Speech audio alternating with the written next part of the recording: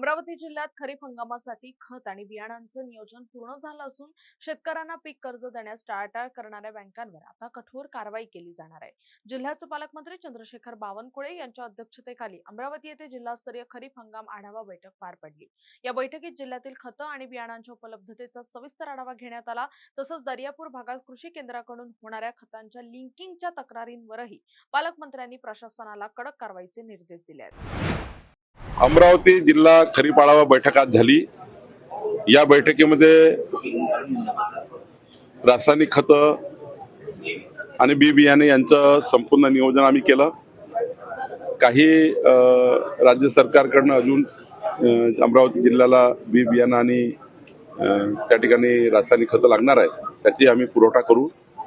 सोबतच सेंद्रिय खतं हे जास्तीत जास्त वापर कसा होईल, जैविक पद्धतीने त्या ठिकाणी कसं आपल्याला अमरावती जिल्ह्याला मजबूत करता येईल याचाही एक चांगला प्रेझेंटेशन झाला। महात्मा ज्योतिबा फुले यांच्या 200व्या जयंती पर्वानिमित्त या ठिकाणी प्रत्येक शेतकऱ्यांनी जास्तीत जास्त सेंद्रिय खते कशी वापरावी याकरता प्रात्यक्षिक तयार करणे, याकरता कार्यशाळा घेणे, पंजाबराव कृषी विद्यापीठाच्या माध्यमातून MOU तयार करून मोठ्या प्रमाणावर प्रोडक्टिव्हिटी वाढेल असा या ठिकाणी तंत्रज्ञान अवलंबणे याही विषयावर चर्चा झाली। जे बँका या अमरावतीमध्ये प्रायव्हेट बँका, नॅशनलाइज बँका या शेतकऱ्याला कर्ज वाटप करत नाही, त्यामुळे मागच्या वर्षी मोठ्या प्रमाणावर DCC बँकेने कर्ज वाटप केलं, जिल्हा बँकेने कर्ज वाटप केलं, पण प्रायव्हेट बँकांनी मात्र आडमुठापणा केली। आम्ही यावेळी सूचना दिलेल्या आहे की ज्या प्रायव्हेट बँका अमरावतीचं पाणी, रस्ता, वीज वापरतात, त्या बँका शेतकऱ्याला कर्ज देत नाही, त्यांना वेठीस धरतात, त्या बँकावर कारवाई करण्याच्या सूचना आम्ही या ठिकाणी जिल्हाधिकाऱ्याला दिलेल्या आहेत।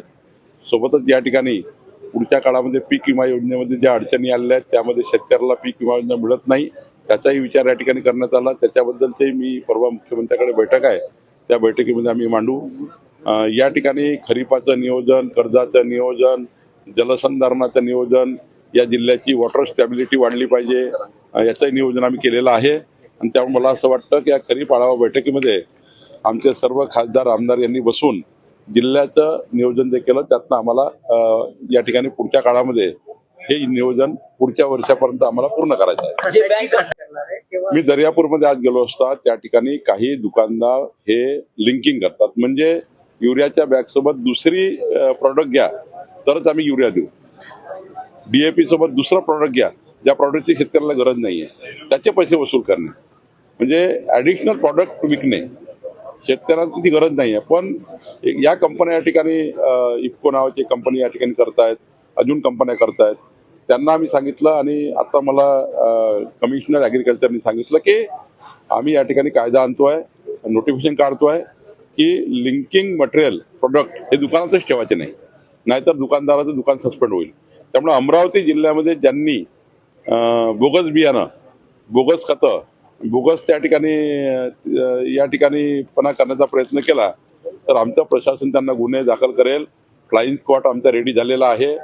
ज्या कृषी केंद्रांनी लोकांना फसवण्याचा प्रयत्न केला, लिंकिंग करण्याचा प्रयत्न केला, त्यांच्यावरही आम्ही गुन्हे दाखल करू। सर, ज्या काही दाखल करण्याचे आदेश तुम्ही जिल्हाधिकाऱ्यांना दिलेला आहे, मी सांगितलं मागच्या वर्षी काही गुन्हे दाखल झालेले आहेत त्या संदर्भात? यापूर्वी कुठलाही गुन्हा दाखल केला नाही, ते घाबरतात बँका गुन्हे दाखल करण्याकरता। पण माझी या ठिकाणी सूचना आहे की ज्या बँका शेतकऱ्याच्या आत्महत्येकरता जबाबदार आहेत, ज्या प्रायव्हेट बँका, नॅशनलाइज बँका या ठिकाणी बदमाशी करतायत, 100% गुन्हे दाखल केले पाहिजे।